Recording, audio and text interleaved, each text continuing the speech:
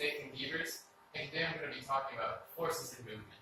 Now this is something that comes up a lot in my life, because right now I'm studying mechanical engineering at university, and so this is something I use every day.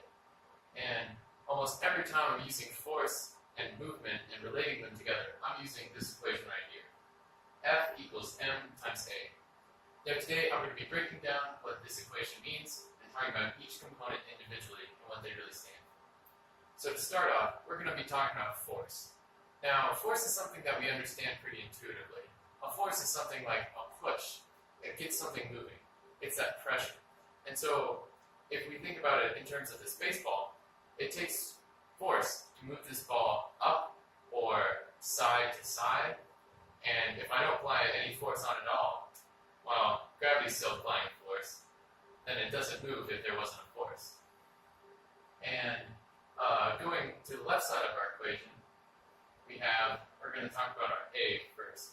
Now, A stands for acceleration. Acceleration is the change in speed. And most of us have a somewhat good grasp of what acceleration is. But in this case, we're using it in a really strict mathematical sense. And so it's a little bit different. So one of the best ways to visualize it is to think about how a roller coaster, coming down a hill and then going back up a hill. So as our roller coaster starts up here, it's going very slow, let's say. And as it starts going down, its speed increases and increases as it goes down the hill. And that means our speed is increasing and increasing, which means our acceleration is positive because our acceleration is going up.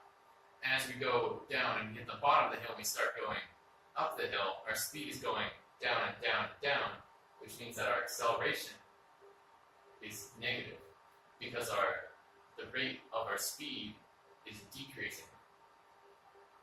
And now, finally, I'm going to be talking about M. Now, M stands for mass.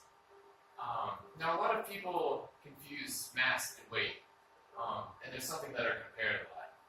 But one of the most easy way I find to differentiate the two is to use the example of a soccer ball and a bowling ball. Now, a soccer ball and a bowling ball are pretty much the same. They're both balls. And, you can set them both on the ground. And so for this example, that's what we're going to do. So imagine a soccer ball and a bowling ball sitting on the ground next to each other. Now, they both have gravity pulling straight down on them. Their weight is going straight down.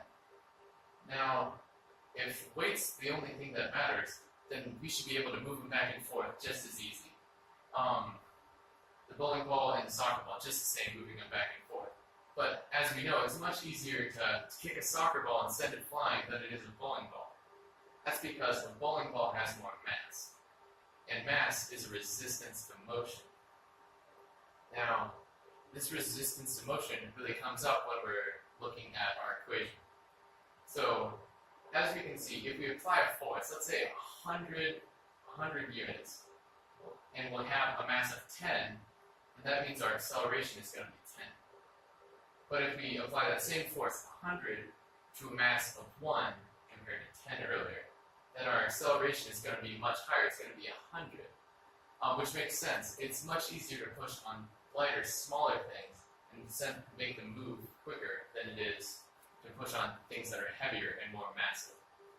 And so today, I've talked about F equals ma, in which I've also talked about force, mass, and acceleration. Thank you for listening. My name is Nathan Gebers, and I really appreciate you.